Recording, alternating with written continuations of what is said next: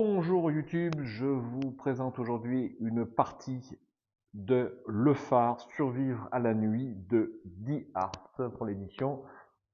C'est signé Goldschmidt et au dessin Laurent Mie. Donc je vous invite chaudement à consulter la première vidéo, découverte du phare, qui vous sera rigoureusement indispensable pour comprendre comment on est arrivé dans ce phare, et même avant, comment on a survécu à la guerre de 14-18. Je suis, avant même ma première partie, très emballé par ce phare. Et probablement que si ça vous intéresse et que si vous ne voulez pas vous spoiler, eh bien, ne consultez pas cette vidéo et courez l'acheter au magasin le plus proche. Néanmoins, pour ceux qui voudraient passer un petit moment supplémentaire en ma compagnie, eh bien, je vous invite à rester quelques instants ici pour savoir si Ange Lebon survit donc sur ces 5 journées au phare. Il semblerait qu'il ne soit pas tout seul sur cette île déserte et que quelque chose soit dans les parages. Alors j'ai installé mes cartes batterie, je suppose qu'on les met comme ça, hop. Enfin mes cartes lieux, maison des forçats, donc des lieux qu'on va pouvoir visiter, et puis selon le jour où vous êtes, vous allez aller à différents paragraphes. Donc je vous rappelle que le visionnage de la première vidéo est indispensable pour savoir comment Ange Lebon, c'est notre héros, est arrivé sur ce phare, seul, et même comment il a survécu à la Première Guerre mondiale, avec un travail de documentation assez incroyable de l'auteur sur cette guerre.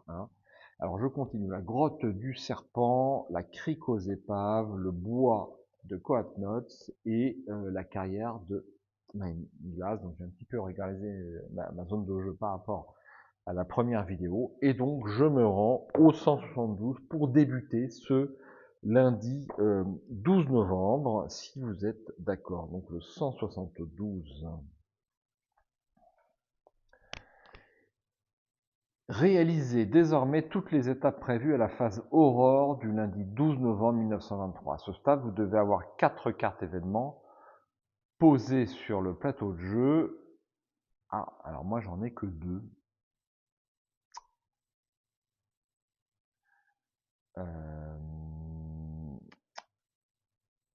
Petite rectification.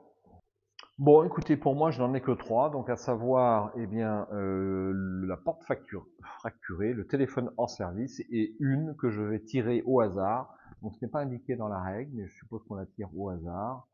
Donc, je vais mélanger les cartes événements. Et puis, je vais en prendre une au hasard, ce qui m'en fera 3. Donc, je ne sais pas où est la quatrième.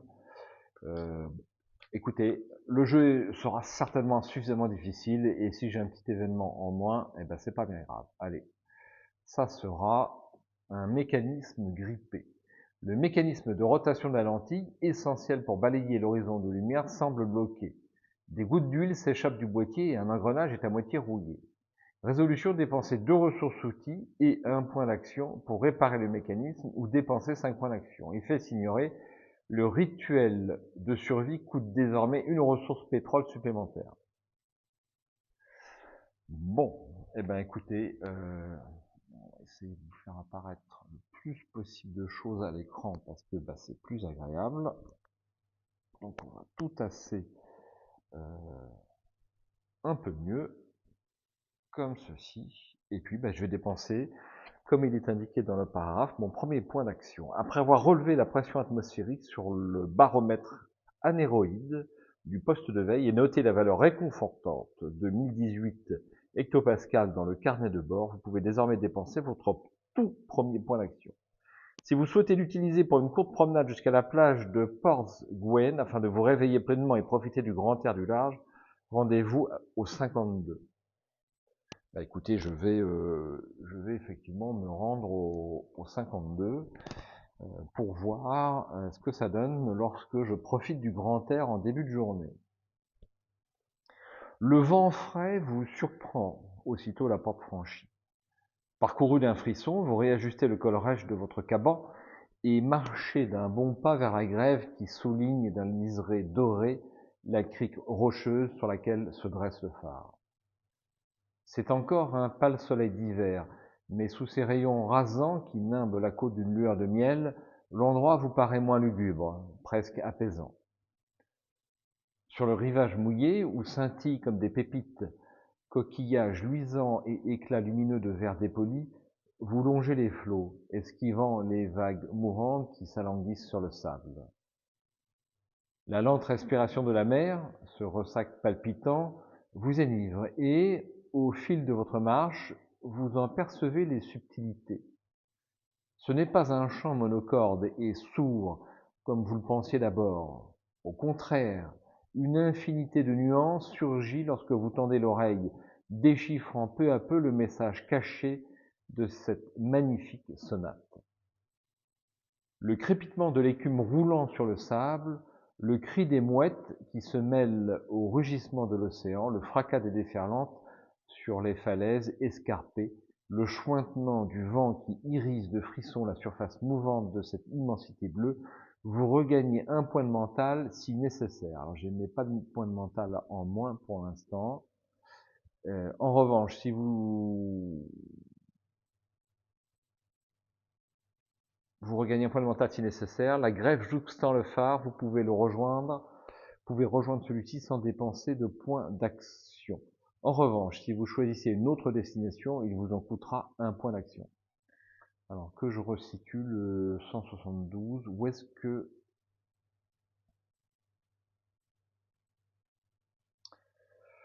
je vais dépenser un point d'action comme indiqué au 172 pour avoir fait cette action. Donc, écoutez, je vais le mettre là puisque je l'ai dépensé au phare. Voilà. Et donc, je vais aller sur la grève. Alors, la grève, qu'est-ce qu'ils appellent la grève?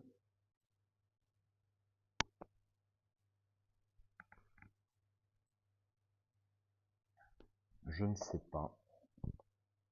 Autant pour moi. Donc, effectivement, pour passer d'un lieu à un autre, il faut un point d'action, mais la grève étant juste à côté du phare, on n'a pas besoin de redépenser un point d'action.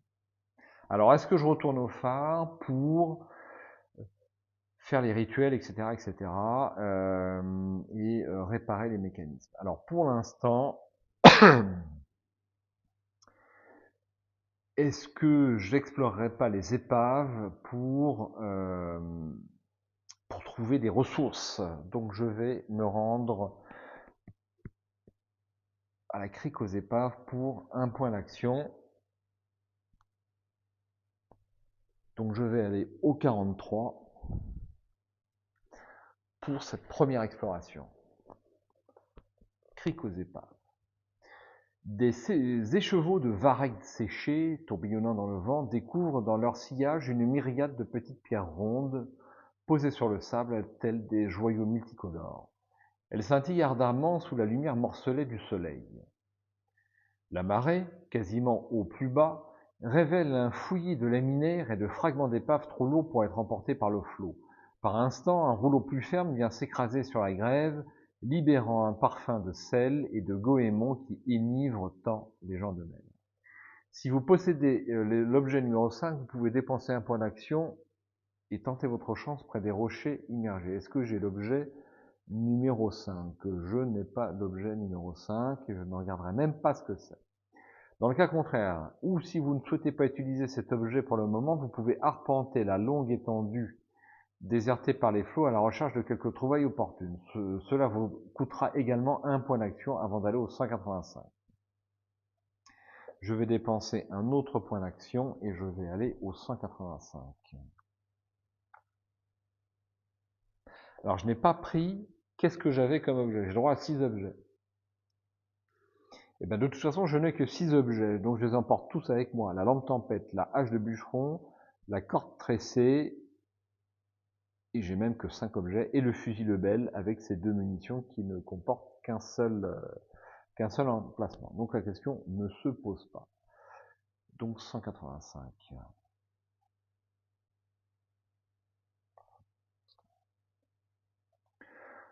Vous longez la laisse de mer qui barre l'estran d'un trait épais, grattant consciencieusement du bout du pied les amas d'algues mêlées de détritus.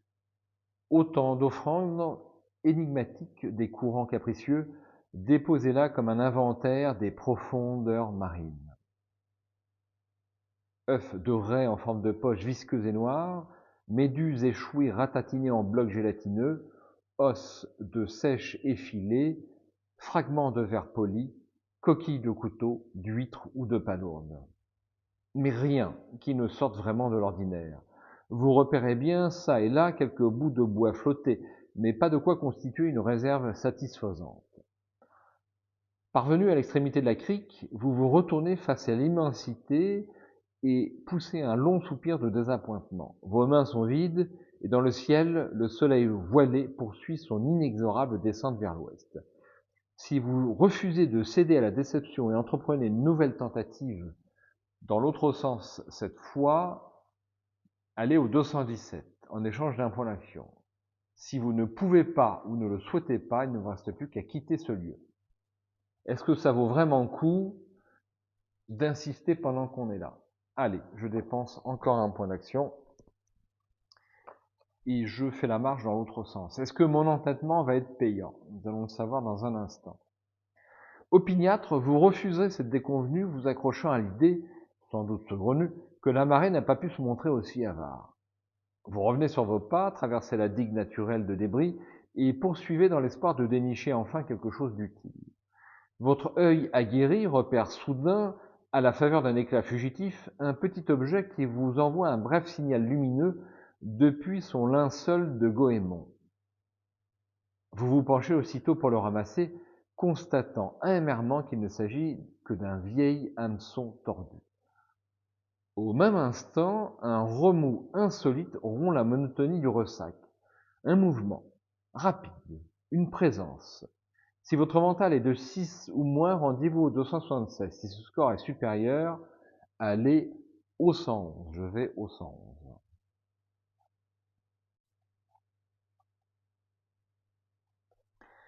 Vous apercevez avec un certain étonnement un petit groupe de dauphins fendant la surface entre deux lames.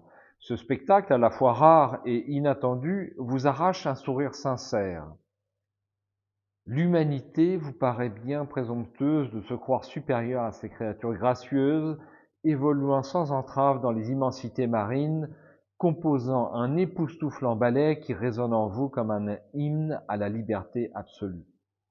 Émerveillé, captivé, vous profitez autant que possible de cette brève éclaircie intérieure qui balaie un instant vos angoisses. Les cétacés finissent par disparaître de votre vue, tandis que des nuages plus opiniâtres se pressent dans le ciel hésitant. Vous comprenez qu'il n'y a plus rien à récolter ici, il est temps de quitter la crique. Alors on peut supposer que les dauphins, si la santé mentale est vraiment très basse, vous permet d'en récupérer. Alors j'ai dépensé déjà 4 points d'action pour rien, je tiens à le préciser. Alors, est-ce que je peux me rendre directement vers un autre lieu? Je suppose que oui. Donc, je voudrais surtout chercher de la nourriture. Donc, je vais me rendre, j'aurais pu le mettre là, ce pion, à la maison des forçats pour un nouveau point d'action comme ceci. Et je vais au 115. Le sentier creux que vous avez arpenté s'écarte un instant du littoral, serpentant à travers la lande aride, bordée de fourrés d'ajoncs épineux émaillés d'iris sauvages. Puis, il bifurque soudain vers l'ouest, au sommet d'une pente douce et sablonneuse, émergeant du tunnel végétal qui vous abritait opportunément du vent. Devant vous s'étale un morne plateau austère, où une brise marine, bravache, couche les chardons bleus et les maigres pousses de bruyère. Sur cette langue de roche grise, s'avançant dans les flots, vous distinguez les pans de murs effondrés d'un hameau oublié, se fondant dans le décor minéral comme effacé progressivement par le temps. Des silhouettes silencieuses, là où jadis s'entassaient forçats et ouvriers, les derniers vestiges agonisants d'une communauté d'exilés. Si vous souhaitez, en échange d'un point d'action, vous rendre à l'extrême pointe de l'île en parcourant ce chapelet de maisons abandonnées, comme on traverse le transept d'une église, allez au 231. Si vous préférez explorer dès à présent les ruines des habitations les plus proches, rendez-vous au 90. Je vais me rendre au 90. Dans la mosaïque funeste que composent ces masures en lambeaux, souffle un vent puissant, s'entortillant autour des façades éboulées, et ne laissant derrière lui que l'impression fugace, mais palpable, d'une souffrance infinie imprégnant encore les lieux. Le craquement d'une poutre vermoulue vous alerte sur votre droite, une longue plainte que vous peinez à interpréter. Est-ce un avertissement quant au danger à s'aventurer dans ces ruines délabrées, ou le dernier gémissement d'antiques âmes damnées refusant obstinément l'oubli? Vous considérez la maison d'où provient ce bruit sinistre. Son état général semble moins pitoyable que celui de ses voisines, même si cela n'a rien de rassurant. Une ébauche de toit couvre encore partiellement l'un des pans et 3 murs tiennent toujours debout, bien que des touffes d'herbe jaunie s'infiltrent entre les blocs disjoints. Portes et fenêtres ont disparu, laissant béer des puits noirs, gueules avides où s'engouffrent les bourrasques. Si vous prenez le risque de pénétrer dans cette habitation dont l'apparente solidité n'est peut-être qu'un leurre ou un répit illusoire, allez au 5. Si vous préférez poursuivre ailleurs votre fouille des ruines, rendez-vous au 128. Je vais au 5. C'est certainement très solide, n'est-ce pas? Prudent, vous jetez un œil à la charpente depuis l'encadrement de la porte. La poutre faîtière est brisée en son milieu, mais supporte encore le reste de la structure par quelques miracles. Les geignements plaintifs des solives pourrissantes ne vous inspirent guère confiance, mais vous vous décidez quand même à inspecter les lieux livrés au vent mauvais. L'intérieur de la maison se résume à une unique pièce des plus sombres. Il y persiste, malgré les courants d'air, de froid relents de souterrain. Vous distinguez à peine les vestiges d'un mobilier misérable et déliquescent. Une chaise au montant piqué de verre, l'ossature d'une table sans âge et des plaques de plancher gondolées. De larges flaques d'eau croupissent dans les recoins. Leur surface huileuse, teintée de noir, s'ouvre sur des mondes de cauchemar. Au moment où vous allez quitter cet endroit inhospitalier, vous remarquez une trappe carrée, dissimulée sous une épaisse couche de poussière. Ces gongs, couverts de rouille, ne cèdent pas sous vos efforts déployés, et malgré plusieurs tentatives, le bois gonflé semble comme scellé dans la pierre. Si vous détenez l'objet numéro 9, rendez-vous au 253. Alors, j'ai le pied de biche, je l'ai pris avec moi. Dans le cas contraire, le ventail vous résistera obstinément. Posez alors le secret numéro 3 sur ce lieu et reprenez votre exploration au 128. Je vais me rendre au 253 puisque j'ai le pied de biche. Vous insérez le pied de biche sous le battant. Quelques craquements sinistres retentissent, puis la trappe cède enfin dans un long grincement. Lorsque vous l'en trouvez, une bouffée d'air vicié vous saisit, exhalant une odeur âcre de renfermé. Les ténèbres règnent en maîtresse absolue sur ce qui semble être une épave ou un souterrain oublié, et la seule perspective de vous y engager vous met mal à l'aise. Si vous possédez l'objet numéro 3, vous pouvez tenter l'aventure en vous rendant au 64. L'objet numéro 3, c'est la lampe tempête, je l'ai. Donc je me rends au 64.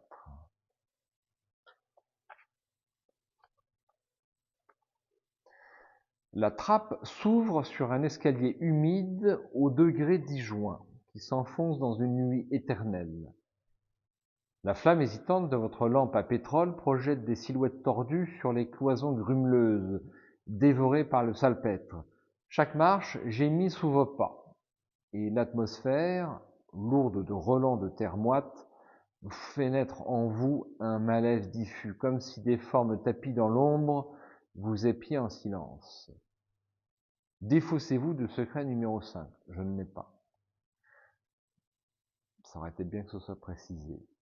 Au bas de l'escalier, vous découvrez un réduit aux murs nus, où quelques outils rongés par la rouille, cisailles, arrache-clous, vieilles pinces, gisent sur un établi en décrépitude.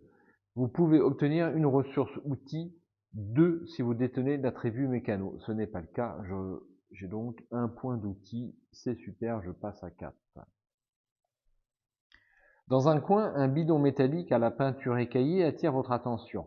Malgré son aspect délabré, il recèle encore une quantité acceptable de carburant, l'équivalent de 2 ressources pétrole. Prenez l'objet 12, bidon de pétrole, mais gérez au mieux vos possessions, car le contenant occupera 4 emplacements dans votre sac à dos si vous le saisissez. Libre à vous de le laisser sur la carte lieu pour le moment.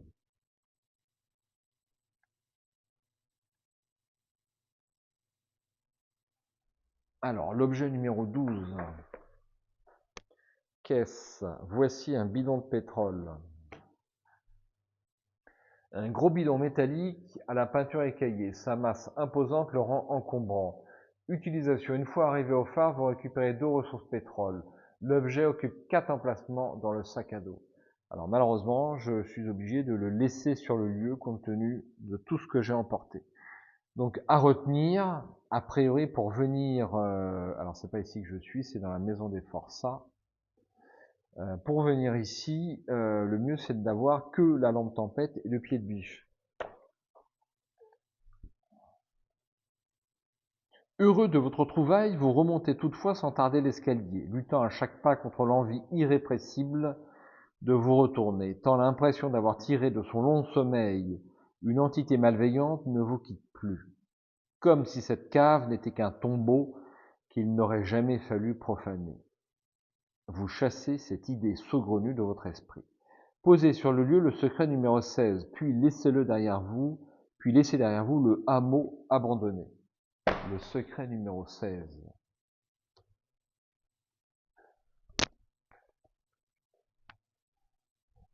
Mais où est-il, le secret numéro 16?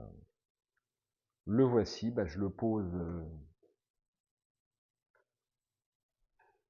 ici, mais bon, pour l'instant je n'ai aucun indice pour savoir comment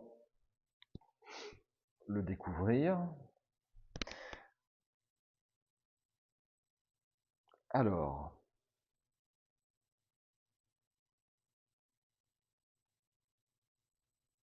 est-ce qu'il ne faudrait pas le retourner, ce secret? Je vais m'autoriser. Secret numéro 16, désolation. Je pense qu'il faut le poser dans ce sens. Ça devait être précisé dans les règles, mais je me souviens plus. Je rejette un œil vite fait concernant les secrets. J'ai un petit doute. Ouais, alors les secrets, je sais plus où est-ce que j'ai lu ça, mais c'était ailleurs, donc on verra plus tard. Pour l'instant, je vais le laisser comme ça. Puis laissez derrière vous le hameau abandonné. Ok, bon, alors est-ce qu'il est temps déjà de rentrer il me reste combien de points d'action? Il me reste 7. J'en ai besoin de 3 ici. Ouais, je vais rentrer, je vais d'ores et déjà rentrer au phare. Donc je dépense un point d'action. Et que je vais poser là, et je vais rentrer au phare.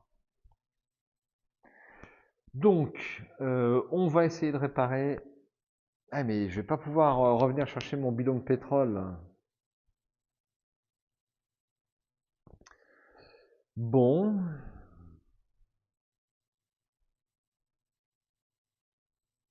Ouais, ça serait à nouveau 2 points d'action, c'est monstrueux, pour revenir chercher le bidon de pétrole.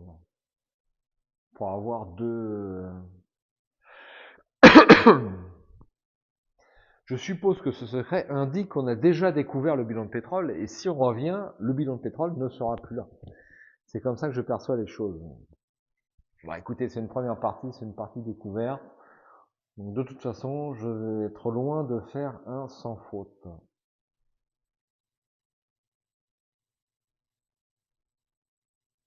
Bon, alors c'est pas grave. Je dépense un autre point d'action pour revenir ici, et un autre point d'action pour revenir, et je peux prendre mon bidon de pétrole et le ramener à bon port. Alors, une fois arrivé au phare, vous récupérez 2 ressources pétrole.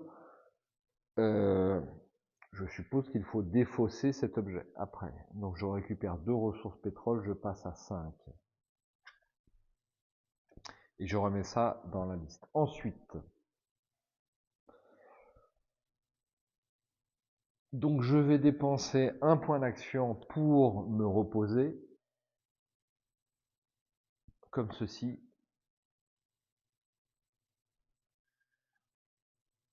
Ensuite, je vais réparer l'événement grippé, le mécanisme grippé. Donc pour réparer ce mécanisme, je dois dépenser un point d'action et 2 outils. Je baisse de 2, comme ceci.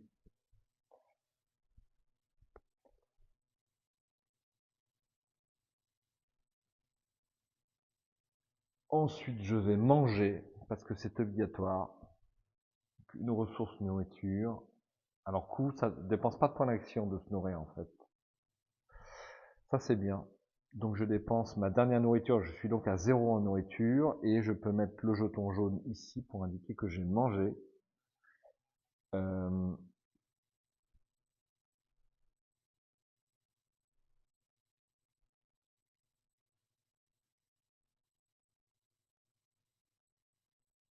Ensuite, je vais réparer la porte fracturée. Donc, je dépense une ressource outil et une ressource bois. Un outil, un bois, et donc un point d'action pour réparer la porte, comme ceci. Il ne me reste... Je vais utiliser le poêle.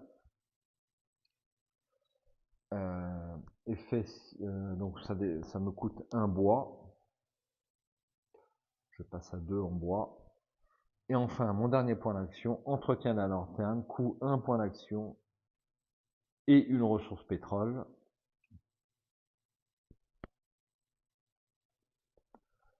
Et je n'ai plus de point d'action et je suis arrivé au terme de cette première journée. Nous sommes donc au crépuscule, comme ceci.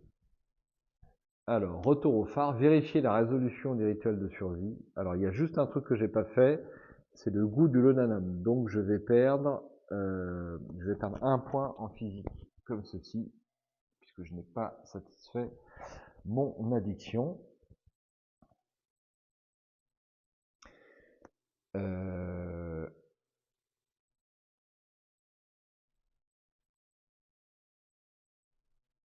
Alors, je dois défausser toutes ces cartes, enfin les 2 cartes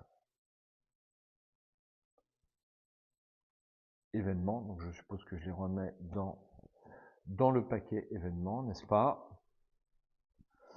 Et puis c'est tout. Et puis c'est tout. Je pense que c'est une première partie découverte. Je vais peut-être faire des petites boulettes, hein, c'est possible. Et donc je vais me rendre au 214 pour voir ce qui se passe au soir du lundi 12 novembre 214.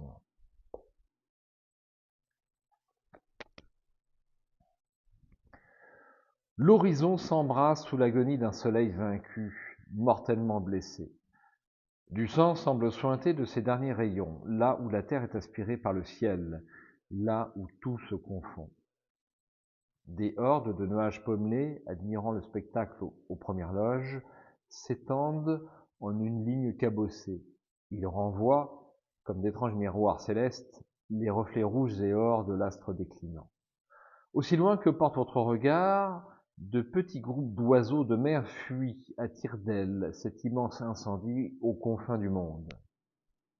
La nuit vient, enclosant l'espace, le réduisant au halo hésitant d'une lampe à pétrole, effaçant distance et perspective. Au-dessus de votre tête palpitent les premières étoiles scintillantes, mais de la lune, aucune trace. La brise marine forcit et, du large, monte le souffle régulier des vagues. Assaillis de pensées mélancoliques, vous gagnez la salle de veille. Dans l'épais registre, aux pages lourdes et à la couverture de cuir, vous inscrivez sommairement les observations de la journée. Après avoir relevé la pression atmosphérique, renseignez l'état de vos réserves et consignez l'avancement des réparations. Ces tâches routinières accomplies, vous redescendez d'un étage pour poursuivre votre inspection expiatrice face à votre machine à écrire. Si vous avez entretenu et allumé la lanterne, allez au 182. C'est bien le cas, je vais au 182.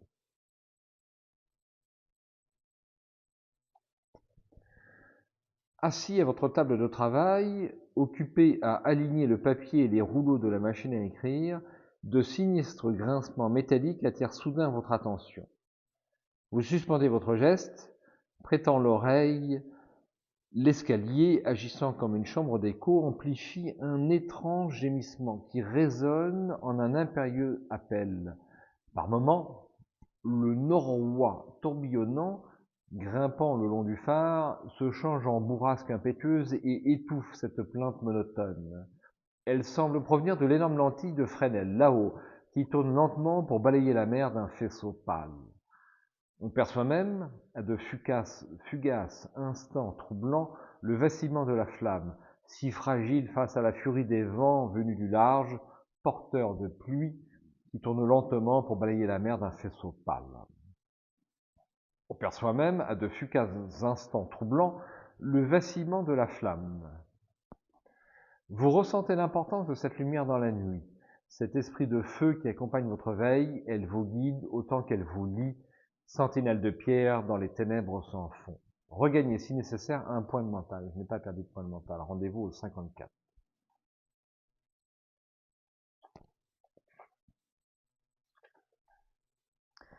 Vous écrivez. Lundi 12 novembre 1923, 23h15. Cette douleur, enfouie en moi, je n'arrive pas à m'en départir. C'est si profond qu'elle semble labourer mes entrailles comme le ferait l'encre d'un bateau à la dérive, raclant des hauts fonds oubliés. Cela me suit partout. Je repense souvent à ce poème de Victor Hugo, La conscience. Finalement, qu'est-ce qui nous poursuit ainsi et nous tourmente inlassablement, quel que soit l'endroit où nous nous réfugions dans le vain espoir de parvenir à lui échapper? Qu'est-ce que l'œil de Dieu dont parle l'écrivain natif de Besançon? Le remords, la souffrance, la culpabilité, la cruelle et austère raison, notre condition mortelle si absurde? L'œil était dans la tombe et regardait Caïn. Comme la prunelle d'un phare, entre guillemets, comme la prunelle d'un phare perçant les secrets des ténèbres, songez-vous en attrapant l'anse de votre tasse de café froid. Un choc brusque, organique, vous sursautez. Rendez-vous au 73. Le papillon de nuit qui vient de se cogner contre le verre de la lampe dépolie, trônant sur la table de travail, est-il attiré par la lumière ou fuit-il éperdument les ténèbres qui l'enserrent? À moins que, simplement désorienté, illusionné par cette chimère d'astres artificiels accaparant son attention, il ne vole, sans le savoir, vers sa propre perte. Il pensait trouver un guide, un soleil, mais, abusé, tel l'orgueilleux Icare, il contemple déjà le reflet de son inéluctable trépas. Vous relisez votre texte, vous aimeriez l'amender, car paradoxalement, au fil des jours, cette souffrance lancinante que vous redoutiez, depuis la guerre et la mort de votre père, devenait étrangement familière. Vous vous êtes presque résigné à l'idée que c'était peut-être elle qui vous maintenait en vie, sous perfusion. Elle donnait un sens, ou semblait en donner, à ce qui jusqu'alors n'en avait pas. Elle s'installait, elle prenait ses aises. Au départ, ces élans furieux ébranlaient votre esprit, vous laissaient exsangue, sonner, plongé dans une torpeur indicible qui vous effrayait. Et puis, petit à petit, vous vous surpreniez dès l'aube à attendre patiemment qu'elle se manifeste. Vous aviez appris à canaliser la fougue de cet étalon sauvage, indomptable. Pire, vous éprouviez désormais un angoissant vertige quand elle se dérobait. Privé de sa présence, donc vous vous nourrissiez jusqu'à l'ivresse, vous ressentiez alors comme un manque, identique à celui du morphinomane. L'addiction était sans retour. Elle vous aiguillonnait comme l'éperon ou le fouet. Elle testait vos limites. Elle et vous ne faisiez plus qu'un. Peut-être était-ce là votre nature profonde, révélée, démasquée, l'idiosyncrasie, excusez-moi, j'apprends du vocabulaire comme toujours avec Goldschmidt. L'idiosyncrasie, avait dit Gide, notre maladie de valeur face aux influences extérieures. La mélancolie, pas tout à fait encore. Un spleen enivrant, aurait soupiré Baudelaire. Au dehors, la nuit s'appuie de toute sa noirceur, barbouillée de nuages, sur le phare, qui paraît se pencher sous la contrainte. Vous entendez le vent chuintant sur les façades, coulant ses rafales chargées de pluie sur le toit gémissant. Si vous effectuez de fréquentes rondes dans les étages jusqu'à l'aube afin de vérifier que tout est en ordre, nous vous accordons que de courts moments de repos, rendez-vous au 146. Si vous préférez récupérer des forces en allant vous coucher sans remords, je vais au 106. Alors j'ai perdu qu'un point de physique. Alors, est-ce que je fais des rondes? Vu que j'ai plein de physique, je pense que peut-être au début de la partie, il faut pas hésiter à dépenser du physique et du mental pour pouvoir faire plus d'actions. C'est pas impossible. À voir. Bon, là, je vais faire des rondes et je vais me rendre au 146. Vous alternez de courtes périodes de repos et de visites d'inspection méthodiques, arpentant les étages de la tour tel un automate silencieux.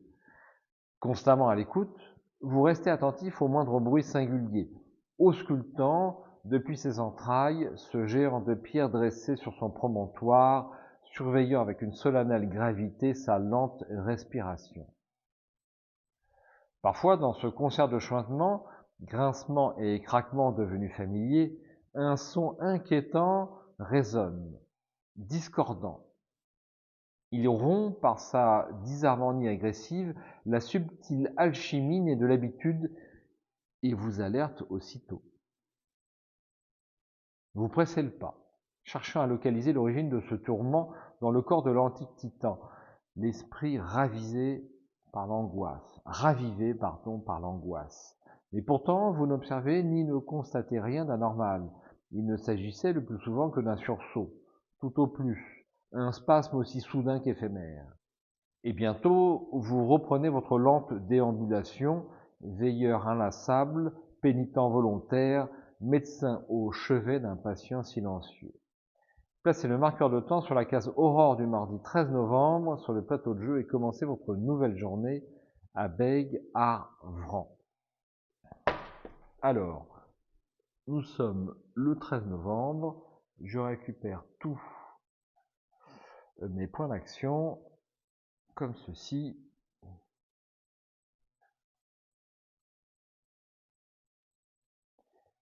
Et donc, on est à l'aurore. Donc, je pioche une carte événement. Donc, je mélange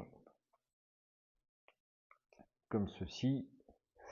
Et ça sera un conduit d'évacuation dégradé. Un ancien conduit d'évacuation, aujourd'hui à demi effondré, provoque des infiltrations d'eau, creusant les fondations. Résolution, dépenser une ressource bois, une ressource outil et un point d'action pour réparer. Effet s'ignorer, la structure du phare est fragilisée. Bon, alors ce coup-là, je vais commencer par faire tous mes rituels de survie et mes événements. Comme ça, je pourrai terminer ma journée dans un lieu et gagner une action gratuite de retour. C'est au moins ça que j'ai compris, a priori. Alors, donc je vais réparer d'abord le conduit d'action. Donc je pose ceci, je dépense un bois et je dépense une ressource outil, donc je n'ai plus du tout d'outils, carrément. Voilà. Alors, je ne peux pas manger parce que je n'ai pas de nourriture. Je ne vais pas me reposer, je vais utiliser cette deuxième journée pour explorer à fond. On va voir ce que ça donne. Hein. Mais je vais quand même entretenir la lanterne. Je dépense un point d'action pour entretenir la lanterne comme ceci. Et ensuite, je vais aller explorer la batterie numéro 4. Je n'ai pas été explorer la batterie numéro 4, donc j'y vais. Et je dépense un point d'action comme ceci. Donc nous sommes le mardi 13, je vais aller au 183. Si vous êtes d'accord. 183. Comme à l'accoutumée, en Bretagne, le temps est vite. Il fait beau plusieurs fois par jour. S'amuse-t-on à répéter ici, car pour le reste, même les marins chevronnés peinent souvent à interpréter les signes que leur adresse le vent, la mer et les superstitions. À cette pointe exposée de l'île, ce maigre plateau battu par les rafales glacées, la brise forcit, tandis que vous marchez à grandes enjambées vers le bloc de béton silencieux qui surplombe les vagues. Si le secret numéro 9 est présent sur ce lieu, elle est au 129. Dans le cas contraire, ça sera le 75. Cloué de travers. Alors, j'ai pas déterminé ce que je prenais comme objet. Donc je vais prendre tous les objets, sauf la hache de bûcheron. Ne me demandez pas pourquoi, c'est un peu au pif. Donc voilà ce qui est dans mon sac à dos. Donc un fusil Lobel et ses 2 munitions qui occupent un emplacement. Le pied de biche, la corde tressée, la lampe trompette, qui nous fait 4 emplacements. Et j'aurai de la place pour 2 objets à ramener. Cloué de travers sur un poteau incliné, un vieux panneau écaillé, aux lettres à demi effacées, indique « Zone militaire, danger ». Les caractères rouges, à peine lisibles, semblent mettre en garde tout intrus. L'ossature d'une clôture grillagée cerne un périmètre laissé en friche. Au milieu de cette végétation hirsute, des barbelés rouillés émergent par endroits, en amas de fils entortillés, formant des bobines informes hérissées de pointes acérées. Vous pouvez vous contenter de suivre le chemin qui contourne la zone militaire et conduit plus sûrement vers la batterie. Mais peut-être souhaitez-vous traverser cette lande où des touffes d'herbe jaunies et des chardons bleus aux feuilles dentelées se disputent aux ronces artificielles dans un patchwork improbable. Je suppose que contourner sera plus coûteux en temps. Écoutez, je vais pour l'instant prendre directement à travers la lande. Donc je me rends au 24.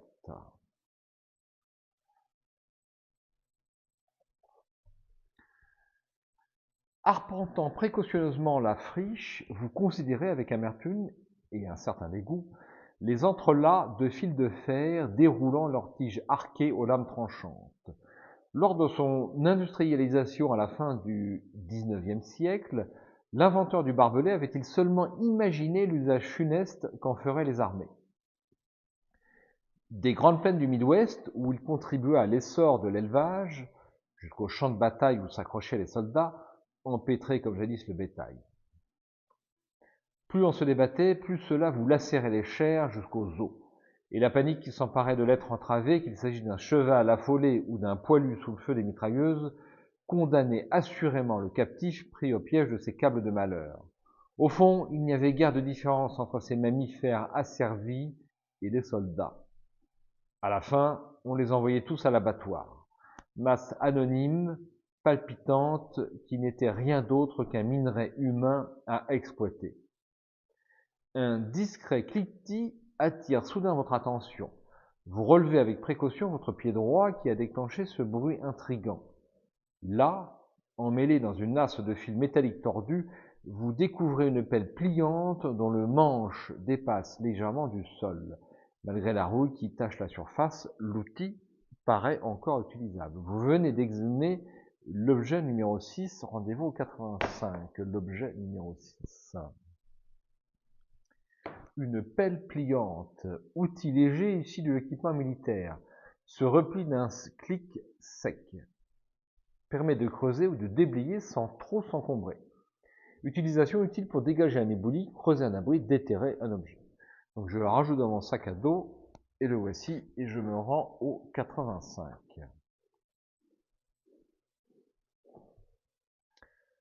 Vous parvenez enfin devant la batterie, dont la silhouette anguleuse se détache sur l'horizon infini.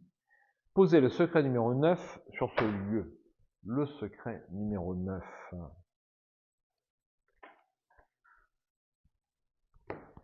La vigie.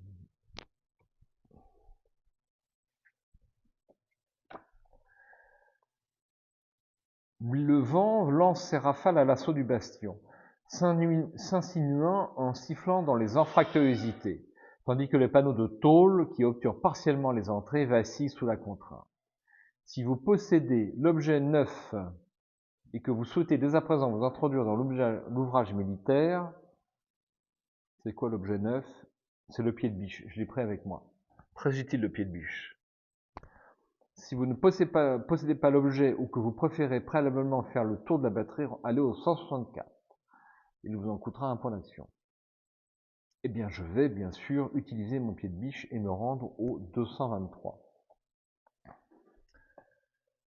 Déployant un effort soutenu, vous parvenez à dégager, à l'aide du levier de métal, l'un des panneaux de tôle posés sans doute à la hâte à la fin de la guerre, obstruant l'entrée principale. Une volée de marche s'offre à vous, conduisant à une galerie couverte où s'alignent d'étroites barbacanes. Vous vous glissez, tel un audacieux cambrioleur dans l'ouvrage déserté. Le couloir dépouillé est sinistre. Ses murs mangés d'algues et de mousse visqueuse. Vous dépassez des recoins sombres au sol brut, des postes de guet fantômes, des zones de stockage abandonnées. Progressant dans ce ventre de béton, vos pas résonnent étrangement, ponctués par le carillon incessant des grosses gouttes qui perlent du plafond. Quelques mètres plus loin, vous butez sur une porte de métal solidement cadenassée, enserrée par une lourde chaîne. Sans une pince puissante pour rompre le verrou, il sera impossible de continuer votre exploration. Placez le secret numéro 10 sur ce lieu. Si vous possédez l'objet 10, rendez-vous au 110. Ce n'est pas le cas malheureusement. L'objet 10. Je n'ai pas l'objet 10. Et le secret 10.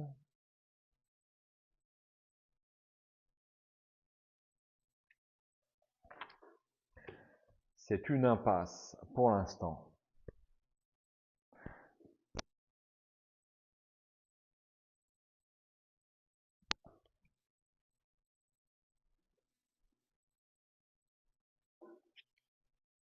Donc nous voici avec deux secrets ici. Je n'ai d'autre choix. Dans le cas contraire, si je n'ai pas l'objet 10, vous n'avez d'autre choix que de rebrousser chemin et de quitter la batterie numéro 4 pour poursuivre votre journée ailleurs. Alors, où est-ce que je vais aller? Je pense qu'il faudra tous les faire de toute façon. On va aller donc à la crique, aux épaves. Non. Inutile d'y retourner. Le bois de Goadgoz. Ici, et ça me coûte un point d'action. Nous sommes le mardi 13, je vais donc au 35.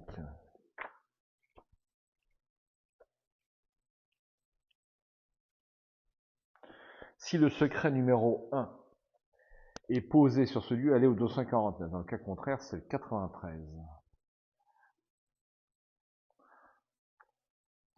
Une brise hivernale couche les herbes jaunies à la lisière du bois. Le ciel capricieux projette, depuis les immensités confuses, de fulgurantes traînées de lumière qui embrasent d'éclats dorés les troncs caparaçonnés d'écailles brunes. Rien ne vient troubler l'apparente quiétude, mais vous éprouvez une sensation étrange. Comme si vous pénétriez, sans y avoir été invité, dans le sanctuaire d'un vieux génie sylvestre assoupi, du genre de ceux que murmurent les légendes bretonnes. Vous avez la possibilité de ramasser des branches tombées au sol et d'obtenir une ressource bois. Si vous dépensez un point d'action supplémentaire, vous pouvez prendre une ressource bois additionnelle, voire deux ressources si vous possédez l'objet numéro 4. Je n'ai pas l'objet numéro 4, c'est la hache et je ne l'ai pas prise avec moi.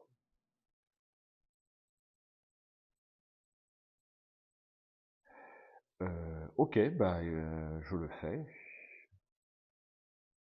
Est-ce que je dépense 2 points d'action pour avoir 2 ressources bois? Je pense que oui. Allez, 2 points d'action supplémentaires. Et j'ai donc 2 bois en plus. Ce qui m'amène à 3. Votre récolte effectuée, quittez le bois de Coatnos pour poursuivre votre journée comme bon vous semble. Bien, et bien écoutez, on va passer à la carrière de Main Glace. Donc on est toujours le même jour. Et je vais donc au 279. Bon, c'est super bien foutu comme truc, hein. J'ai l'impression que si je veux arriver au bout, je ne suis pas au bout de mes peines. En empruntant l'ancien chemin de halage menant à la carrière, vos pas croisent des empreintes fossilisées dans la pierre. Autant de traces, témoignages silencieux, creusés par les pieds écorchés des bagnards, puis par les boutous-coates des ouvriers. Alors c'est quoi un boutou-coate? Nous allons le savoir dans un instant, c'est la note numéro 30.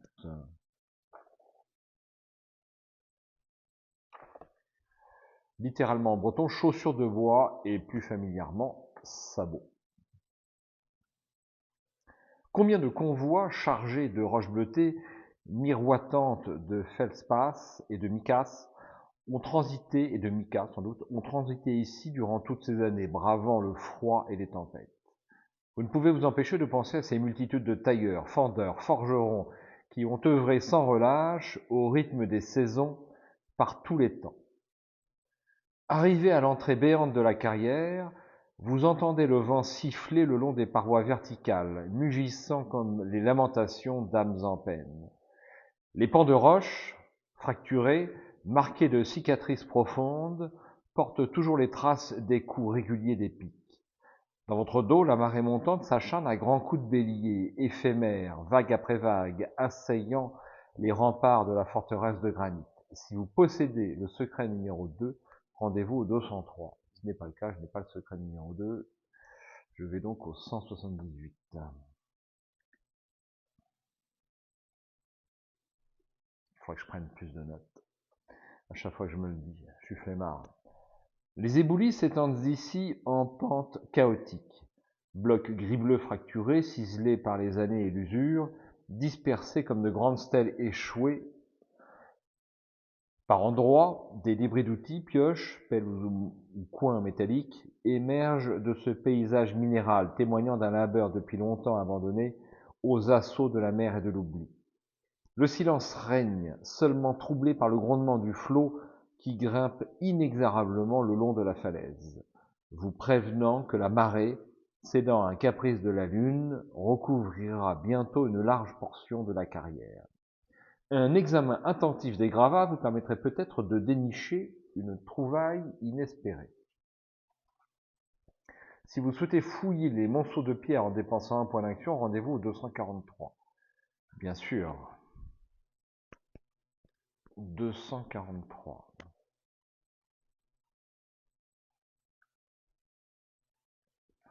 Votre persévérance finit par porter ses fruits. Au terme d'une recherche méthodique, ayant depuis longtemps abandonné le décompte des blocs de pierre bleue que vous avez consenti à soulever et déplacer, vous exhumez une bâche goudronnée, repliée sur elle-même et maintenue par des cordages effilochés. Le poids de son tombeau minéral, dépourvu d'épitaphe, l'a en partie écrasé. Et la toile se déchire en lambeaux au moment où vous la dégagez.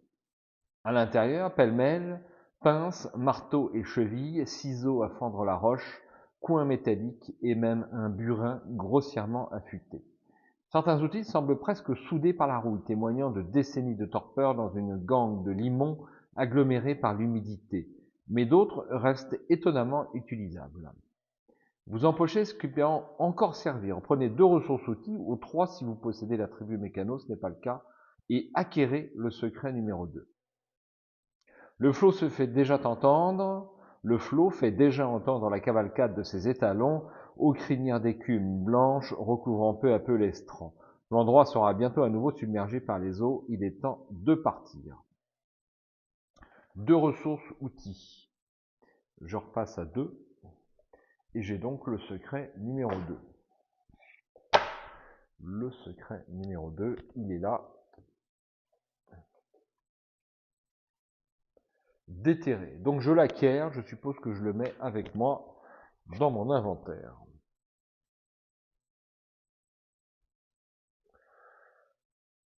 Il est temps de partir. Bon, eh bien, je vais aller dans la grotte du serpent. Et donc nous sommes toujours le mardi 13, aller au 101. Alors la grotte du serpent est ici. Et je dépense donc un point d'action. 101.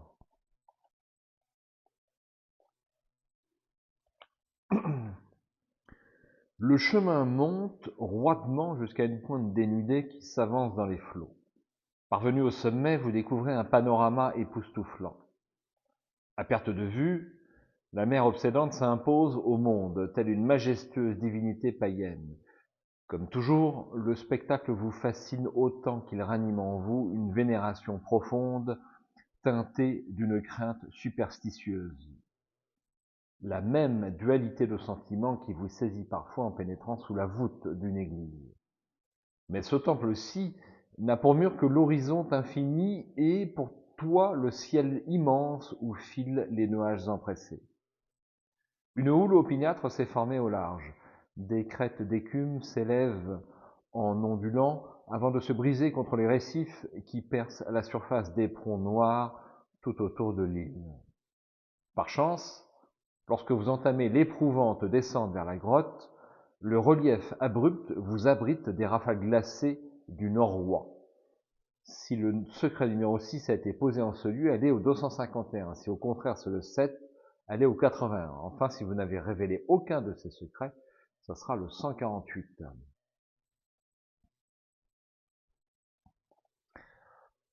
Au terme de cette épreuve périlleuse, vous posez enfin le pied sur une minuscule grève de galets gris, usée jusqu'à l'os par le va-et-vient des marées.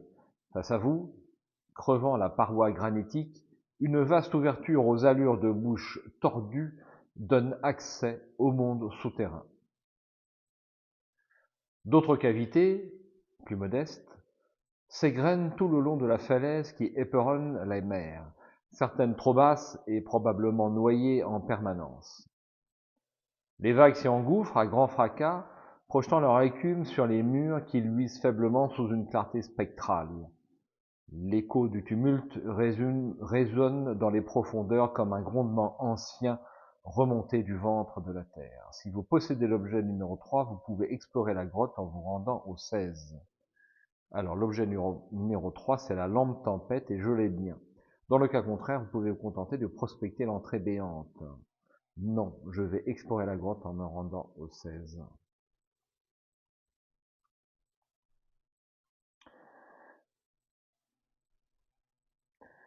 Le halo rassurant de votre lampe à pétrole projette une flaque d'or sur le granit veiné de phénocristaux de quartz et de muscovite. Des milliers d'éclats adamantins, lucioles fossilisées, scintillent fugitivement tels des joyaux sous la flamme du prospecteur. Le ressac, qui se précipite en grondant jusqu'au fond obscur de la caverne, rythme vos pas, tandis que l'odeur de la mer se mêle à celle, plus subtile, d'un humus minéral. Vous glissez parfois sur la roche patinée, cherchant des appuis sur le long de la paroi que vous longez. Après quelques mètres, vous réalisez que la grotte se ramifie en couloirs plus sombres, de taille variable, s'ouvrant dans des profondeurs inconnues, à la faveur de grandes failles découpant le vieux massif hercynien. Vous redoutez qu'un vaste labyrinthe ne se déploie plus avant, où il serait aisé de se perdre. Pourtant, vous constatez bientôt que nombre de ces passages, que la marée finira tôt ou tard par inonder, se referment brutalement en cul-de-sac, au fond desquels sédimentent des galets polis par les vagues. Deux tunnels retiennent naturellement votre attention. Une large galerie où vous pourriez avancer debout et sans peine. Elle descend en pente douce dans les entrailles de la terre.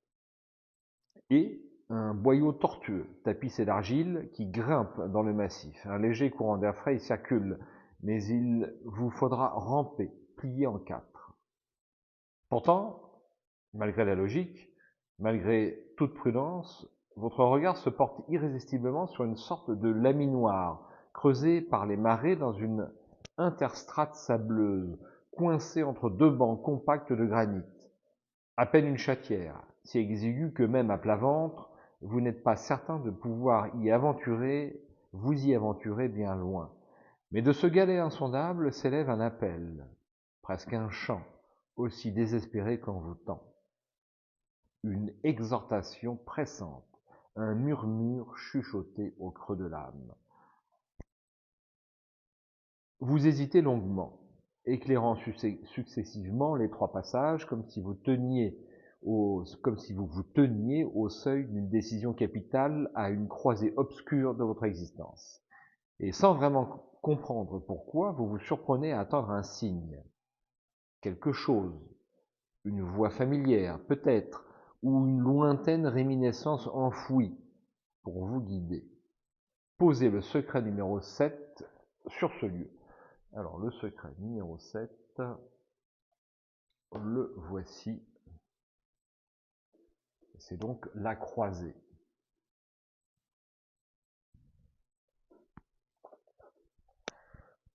Continuer vous coûtera un point d'action. Si vous ne pouvez pas vous le permettre, ou que vous ne désirez pas poursuivre ce voyage sous terre, quittez dès à présent la grotte du serpent. Je paye bien sûr un point d'action, il m'en reste que 3. Donc plus que 2 maintenant.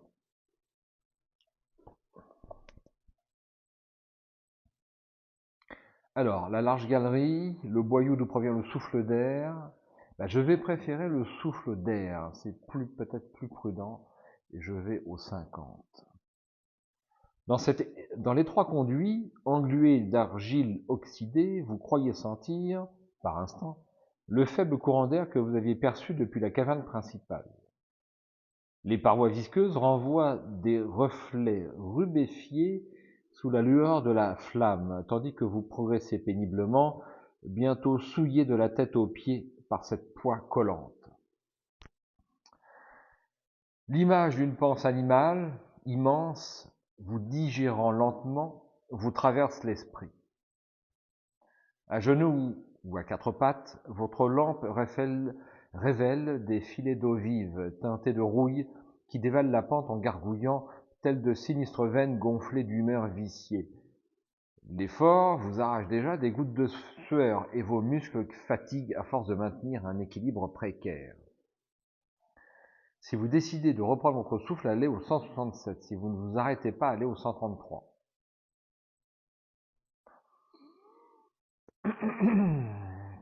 Bon, je suis bien en physique, je ne vais pas m'arrêter, c'est pas prudent. Soyons rapides, et donc je vais au 133. Plus en avant, la pente s'accentue et se transforme soudain en cheminée verglacée, tapissée de boue séchée, dégoulinante de suintements sonores. Vous levez la tête, les yeux plissés. À 7 ou 8 mètres au-dessus, vous distinguez une grille qui luit faiblement, laissant filtrer une chiche lumière. Impossible d'escalader ces parois glissantes sans un solide appui. Même une corde ne suffirait pas si vous ne pouvez l'accrocher. Il vous faudrait de quoi fixer fermement un point d'ancrage sur les barreaux. Posez le secret 11. Le secret 11.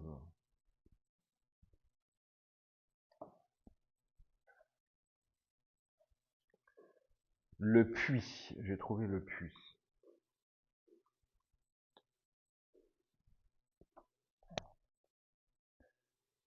En échange d'un nouveau point d'action, vous pouvez emprunter la large galerie, sauf si vous possédez déjà le secret 12, ce n'est pas le cas.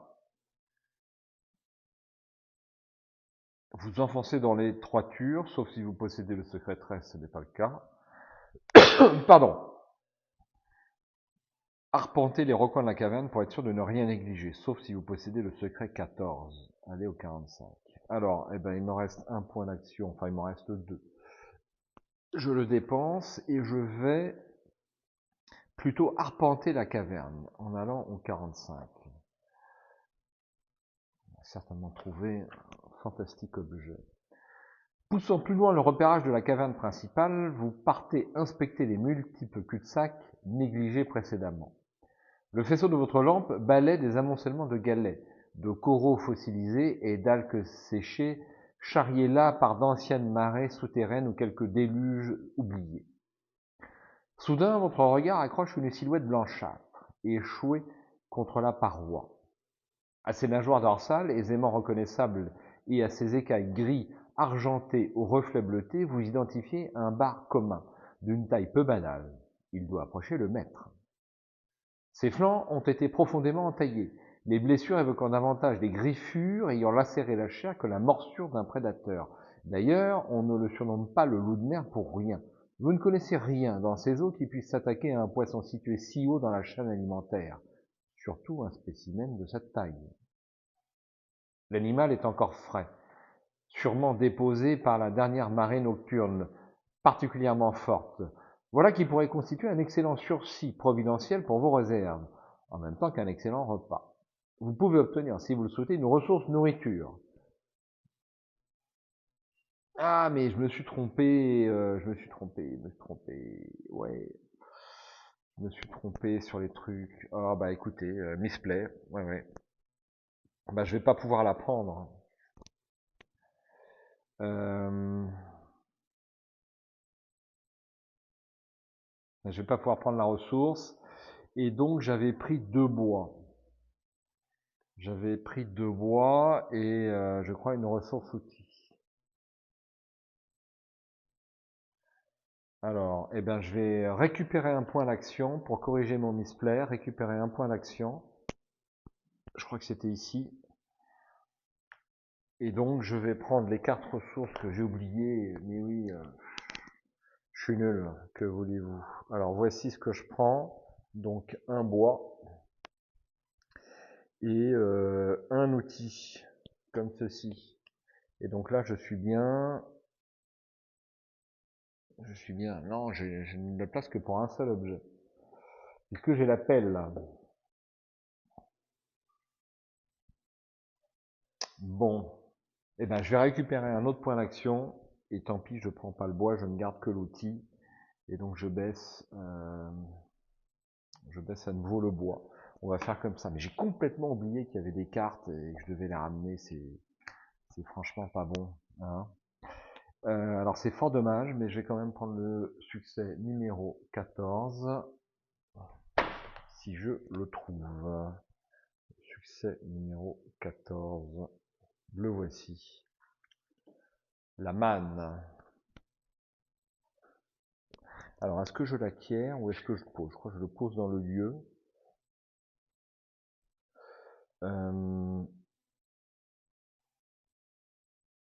Alors, je me rends au 78 et je le pose dans le lieu. Je me rends au 78. De nouveau, vous vous tenez au milieu de la caverne principale, méditant sur votre prochain choix. En échange d'un point d'action, vous pouvez emprunter la large galerie, à condition que le secret 12 ne soit pas déjà en jeu, en vous rendant 175.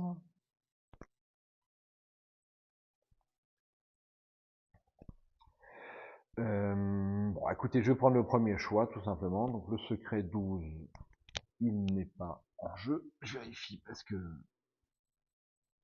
je ne suis pas à l'abri de l'erreur. Alors, un point d'action, donc je le remets là. Et puis, je me rends au 175.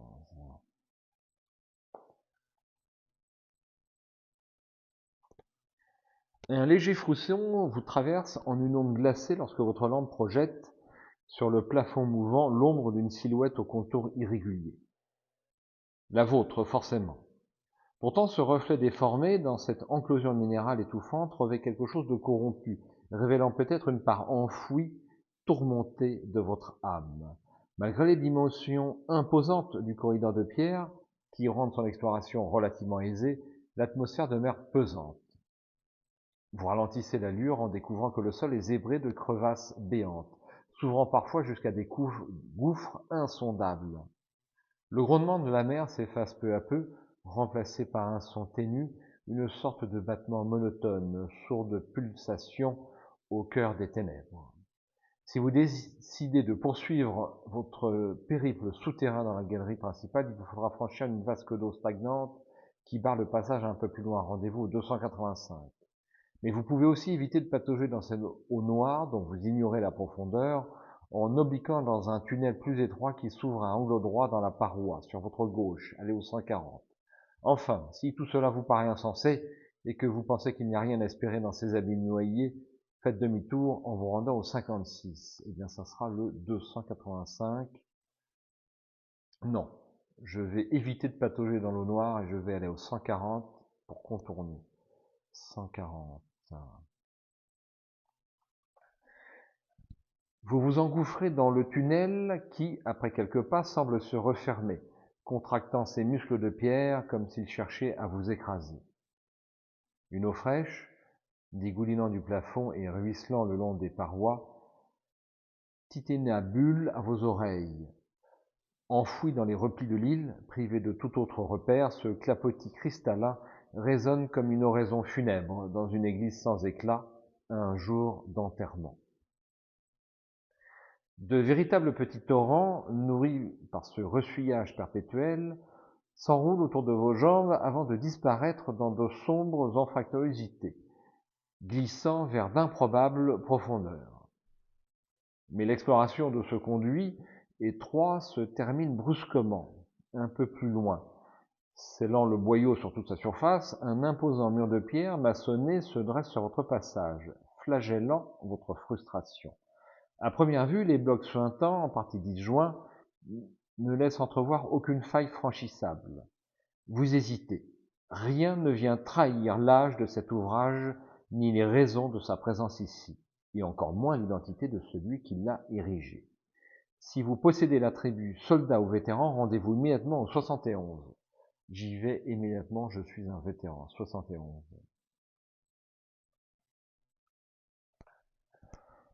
Depuis votre retour du front, vous vous étiez régulièrement demandé ce qui vous avait maintenu en vie durant toutes ces années de guerre. Pourquoi aviez-vous survécu alors que tant d'autres étaient morts? La chance, le hasard étaient des réponses évidentes, mais douloureuses.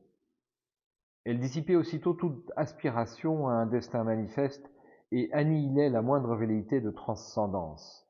Elles réduisaient l'existence à une funeste loterie, où l'on ne contrôlait rien, comprenant, souvent un peu tard, qu'on n'était qu'un spectateur pathétique et muet d'étonnement. Tout ce que l'on pouvait faire, c'était observer l'instant présent et constater qu'il nous échappait, invariablement. Pourtant, vous étiez persuadé qu'il y avait forcément autre chose. Dans les derniers mois du conflit, l'expérience accumulée sur le champ de bataille avait joué sans aucun doute. Il suffisait de voir comment la Bleusaille, à peine incorporée, tombait comme des mouches dès le premier assaut, le premier bombardement, leur candeur naïve fauchée par la mitraille, broyée par les obus. Mais vous croyez fermement en une sorte d'instinct secret, niché dans vos entrailles, une pulsion primitive, indéfinissable, un élan vital qui vous avertissait toujours du danger. Vous aviez appris à l'écouter autrefois, mais vous le pensiez tari, à l'image d'un torrent sauvage disparu dans l'étiage succédant aux pluies diluviennes. Et là, au fond de ce souterrain, stupéfait, vous constatiez qu'il se manifestait à nouveau. Il vous hurlait de foutre le camp, maintenant. Si vous refoulez cette impression réactionnelle et examinez de plus près le mur à la recherche d'une issue, rendez-vous au 38. Si vous vous remettez à votre voix intérieure et quittez sans délai le tunnel, allez au 221. Écoutez, moi je suis quelqu'un de très curieux, j'ai très envie d'examiner de plus près ce mur. Néanmoins, je pense qu'il doit nous protéger de quelque chose et qu'il n'a pas été érigé sans raison. Par ailleurs, j'ai appris avec le temps, du haut de mes 56 ans, à me fier à mes intuitions. Et c'est donc une intuition. Je vais aller au 221.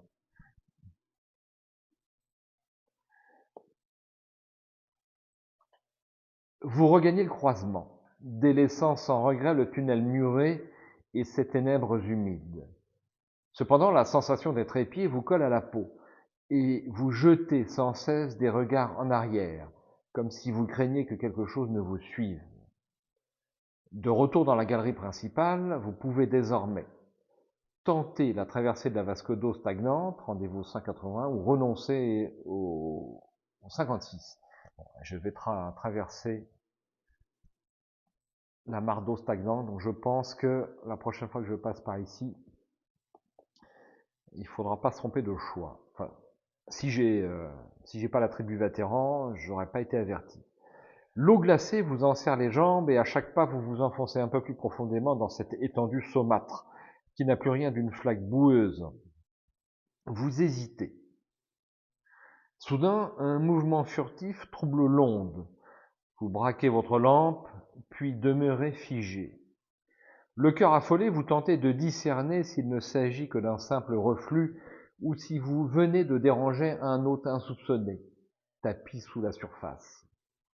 Le temps s'étire, pesant, jusqu'à ce que quelque chose vous effleure la cheville, quelque chose qui ondule comme une anguille et dont le contact squameux, si répugnant, vous provoque un frisson d'horreur grimpant le long de votre dos, telle une araignée sournoise. Si vous avancez résolument pour franchir au plus vite cette mare, dont vous devinez la fin un peu plus loin, à la lisière du cercle de lumière, allez au 144. Si vous rebroussez chemin précipitamment, allez au 89. Bon, ça doit être une saumure ou quelque chose comme ça. Je vais aller au 144, maintenant qu'on est au milieu du gué, il faut le franchir, 144. Vous forcez l'allure, malgré l'effroi qui vous noue les entrailles. Chaque pas vous approche de la rive opposée et peu à peu l'eau redevient moins profonde. Au prix de quelques foulées résolues, vous parvenez enfin à quitter ce cloaque sordide. Vous progressez prudemment dans ce qui s'apparente désormais à un conduit plus étroit. Votre crâne frôle le plafond irrégulier constellé de grosses gouttes translucides qui détrempent vos cheveux. Vous craignez d'aboutir à un nouveau cul-de-sac. Mais bientôt la galerie s'élargit de plus belle, comme si elle annonçait une cavité plus vaste, une grotte au repli incertain. Vos pieds butent alors contre des cailloux concassés, de tailles diverses, éparpillés au sol, qui roulent sur plusieurs mètres en cahotant tels des ballons crevés. Une masse noire, énorme, écrasante, surgit alors devant vous. Les sens aux aguets, vous avancez encore à la lueur de votre lampe tempête dans une atmosphère chargée de poussière et d'humidité. Il flotte ici une odeur étrangement familière, mais que votre mémoire refuse de nommer. Allez au 271. Sur quoi on va tomber? La galerie est totalement obturée par un imposant éboulement qui monte en pente raide jusqu'au plafond. Des blocs anguleux de roches noires s'empilent en un rempart hermétique qu'auraient façonné des architectes du chaos. Tandis que vous cherchez une brèche éventuelle, la flamme de la lanterne révèle une autre réalité, beaucoup plus terrifiante. Des ossements blanchis émergent çà et là des décombres, tel un odieux ciment, parfois encore vêtu en lambeaux de cottes de travail en toile épaisse, aux couleurs fanées. Pour certains, la chair en décomposition semble n'avoir jamais vraiment fini de se détacher, comme si le temps s'était arrêté dans cette crypte dévastée. Quelques dépouilles, parmi les plus préservées, grotesques poupées de cire aux traits figés dans l'horreur, portent des marques terrifiantes. Vous en venez à l'idée que ces hommes ont dû être surpris par l'éboulement et implacablement écrasés sous les tonnes de gravats qui se sont déversés sur eux. Pourtant, certains d'entre eux, dont le haut des corps brisés dépasse encore de leur sépulture, montrent des blessures effroyables, de larges entailles évoquant des griffures lacèrent les corps putréfiés. Que s'est-il passé ici? Soudain, un tremblement. Presque imperceptible au départ, mais dont l'intensité va croissant.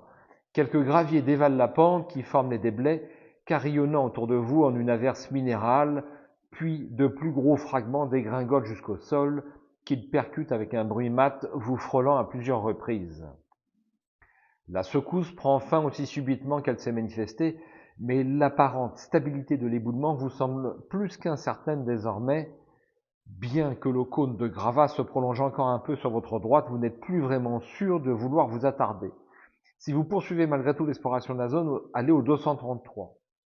Si cette fois vous ne souhaitez plus forcer la chance, allez au 95. Oui, mais j'ai rien appris. Je vais aller au 233. C'est un premier essai. Hein. Alors on n'a pas énormément d'illustrations dans ce livre, mais il est vrai qu'elles sont difficiles à faire, rapidement lues, peut-être que le budget se lit ailleurs, c'est bien aussi. C'est pas une BD. Vous progressez malgré tout vers le renforcement de cette grotte obturée où l'éboulement, tel une langue moribonde, s'est étiré sur le sol jusqu'à la paroi opposée. Une inquiétude sourde vous saisit. Dans les lueurs vacillantes de la lampe, un objet métallique à moitié enseveli sous une gangue de débris attire votre attention. Il s'agit d'un détonateur rudimentaire, basculé sur le côté, sa poignée de mise à feu actionnée. Il est relié à un câble qui se perd sous les rochers effondrés. Vous comprenez alors que cet éboulement n'est pas naturel. Quelqu'un a fait exploser la galerie sans même s'éloigner assez pour échapper au souffle. Une folie qui dépasse l'entendement. Vous dégagez prudemment, à proximité du système d'amorçage, un amas de planches pourries, découvrant une caisse de bois rongée par l'humidité. À l'intérieur, quelques bâtons de dynamite encore utilisables se mêlent à des débris de papier sous l'odeur âcre du soufre. Vous obtenez l'objet numéro 7. Notez que vous ne pourrez rien laisser ici en échange de cet objet si votre sac à dos est plein. Dans ce cas, il vous faudra faire un choix quant à ce que vous consentez à abandonner derrière vous. Choix cornélien. L'objet numéro 7. L'objet numéro 7. Bâton de dynamite. Quelques bâtons de dynamite permet de déblayer un éboulement ou d'endommager une structure. Alors qu'est-ce que je laisse? Je me suis tellement servi de la lampe que peut-être qu'elle ne servira plus. Non, je vais laisser le pied de biche. Je vais laisser le pied de biche, donc je le remets dans le matos. Et donc je me retrouve avec une corde tressée, une pelle pliante, un bâton de dynamite, une lampe tempête. Il faut absolument noter les objets qui sont utiles selon les endroits. Un fusil, un outil. Ça fait bien 6. Alors que vous vous retournez, votre regard se pose sur un pan de roche épargné par l'explosion. Une inscription barbouillée d'encre noire s'y distingue. Vous peinez à déchiffrer ces lettres informes, visiblement tracées à la hâte, maculées des raflures, mais un fragment demeure net. Anne Ankou, accompagné de quelques mots à moitié effacés. Le sens vous échappe en partie, mais la référence à l'Ankou, messager de la mort dans les légendes bretonnes, vous glace le sang. Qu'avaient donc affronté ces hommes pour juger utile de sceller ce couloir d'un tel sacrifice? Vous imaginez le dernier d'entre eux griffonnant fébrilement cette mise en garde avant de déclencher la charge fatale. Les lieux vous oppressent et vos pensées tourbillonnent. Vous ressentez alors l'impérieuse nécessité de partir d'ici, au plus vite. Rendez-vous au 95.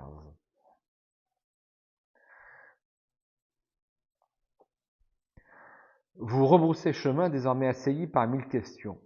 Vous en auriez presque oublié l'étendue d'eau noire qu'il vous faut maintenant à nouveau traverser. Décidant de ne pas vous attarder, vous fendez hardiment la mare sordide, telle l'étrave d'un navire découpant la houle placide.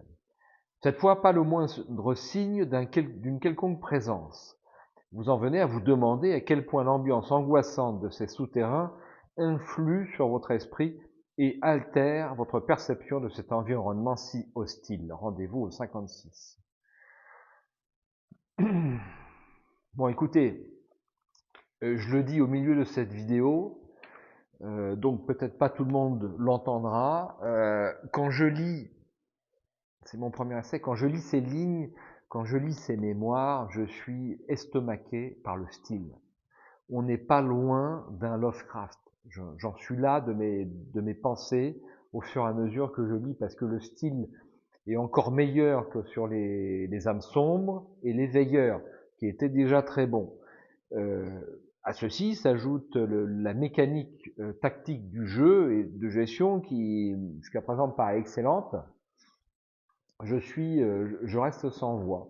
Alors, je vous fais part de mes pensées, hein, vous qui êtes là au milieu de cette vidéo. Comment l'auteur, donc Gouache-May, est arrivé à aussi bien écrire. Que faisait-il avant? Parce que, à ma connaissance, ce n'est pas un écrivain et c'est pas du tout son métier. Enfin, je connais pas son métier, mais c'est un nouveau venu dans le monde de l'écriture, à ma connaissance. Hein. Il a commencé par quelques nouvelles sur Rendez-vous au 1, il me semble, et je suis intrigué. Je suis intrigué. Comment aboutir à ce style aussi brusquement? Qu'a-t-il fait par le passé? Bon, ça pourra peut-être faire l'objet d'une interview, à voir, mais vraiment, je suis sans voix. Toujours sur le qui-vive, vous regagnez sans encombre l'entrée de la caverne, poussant un soupir de soulagement.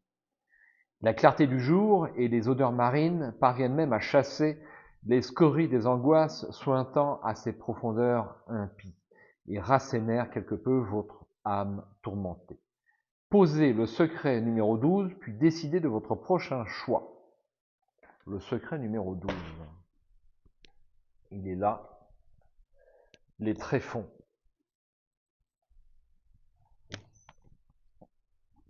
Comme ceci. Alors, il me reste 2 points d'action. Explorer le boyau de émane un léger courant d'air. Si vous ne possédez pas le secret 15,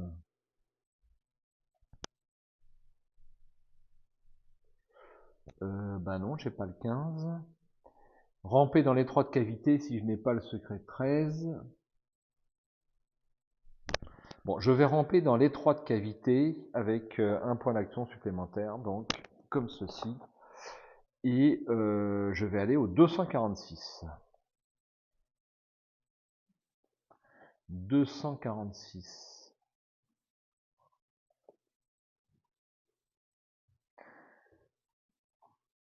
Vous vous allongez de tout votre long, sans plus réfléchir, brandissant votre lampe en avant, progression par reptation comme un serpent. Vos genoux, vos coudes et même votre tête, à chaque mouvement heurtent la roche, ses aspérités coupantes mordant les chairs. Vous respirez bruyamment, trempé de sueur, refoulant l'appréhension née de la claustrophobie. L'hégémonie tyrannique de ce plafond irréel vous oppresse, lui qui semble vouloir vous broyer de tout son poids. Vous craignez sans raison que la voûte suspendue ne s'effondre soudain, se refermant sur vous telle la gueule énorme et déformée d'un monstre de pierre titanesque. Quelle folie vous a poussé là? Plus loin, le passage paraît encore se rétrécir et l'air devient irrespirable. Si vous continuez obstinément, allez au 290. Si vous vous contorsionnez pour opérer un demi-tour salvateur, je vais m'obstiner. Ça m'a plutôt bien servi jusqu'à présent de m'obstiner, enfin sur certains points, et voyons ça. Contre toute logique, ça part mal. Contre toute logique, vous progressez encore un peu, comme si de là, dans les replis des entrailles de l'île, se cachait une vérité essentielle qu'il vous fallait à tout prix révéler. Mais votre lampe tempête ne passe bientôt plus dans cette fissure qui se rétracte inexorablement. Vous décidez, je n'ai plus la lampe tempête, puisque je l'ai abandonnée.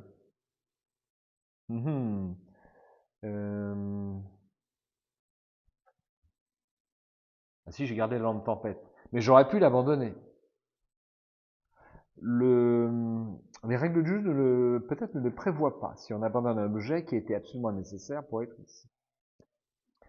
La flamme vacille sous les remous du pétrole qui clapote sous son réservoir de cuivre. Vous réalisez soudain qu'il vous est désormais impossible de vous retourner dans cette souricière. Votre cage thoracique se retrouve comprimée sous le poids écrasant du granit. Crispé, vous tentez de reculer, vous aidant de vos pieds placés en opposition, cherchant d'improbables appuis sur les parois de la fissure. Mais vos semelles glissent sur la roche détrempée, poissée d'argile. Pris au piège, vous déployez tous les efforts dont seuls sont capables les condamnés. Enfin, quelques précieux centimètres de gagné, vous tendez le bras pour récupérer votre lampe et poursuivre ce terrible chemin de croix. Mais quelque chose la retient. D'un mouvement laborieux, la joue écorchée par la paroi, vous tournez la tête pour comprendre ce qui l'empêche de bouger. C'est là que votre âme chavire.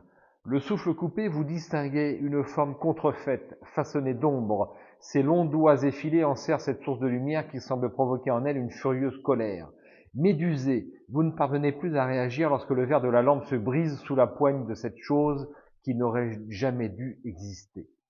La dernière image que vous emportez, avant de sombrer, est celle de son visage, hideux, boursouflé, mouvant, comme de la cire fondue ruisselant sur un crâne déformé. Ce masque répugnant porte les traits de tous ceux que vous avez vus mourir. Ses joues grotesques se gonflent et d'un seul souffle, l'abomination exhale une haleine putride qui éteint la flamme, tel un enfant soufflant sur une bougie. Alors surgissent d'autres présences, partout dans le noir, qui se ruent sur vous comme à la curée. Elles écorchent vos chairs, les labourent de sillons sanglants jusqu'à ne laisser qu'un amas informe, une bougie de viande flasque, même plus un souvenir.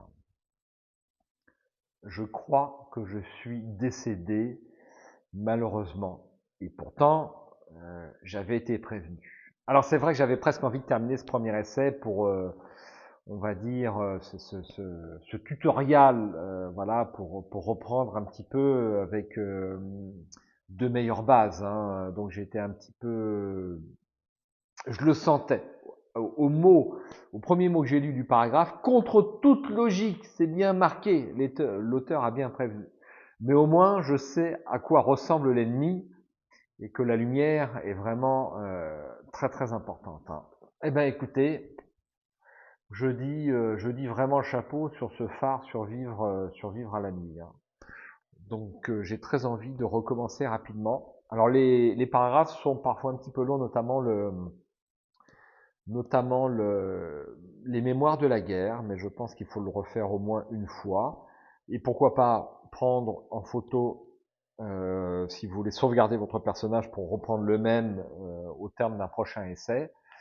C'est tout à fait possible pour de façon accélérer un petit peu le jeu, c'est bien parfois aussi. Mais bon, c'est vraiment brillamment écrit. Tactiquement, ludiquement, c'est super intéressant.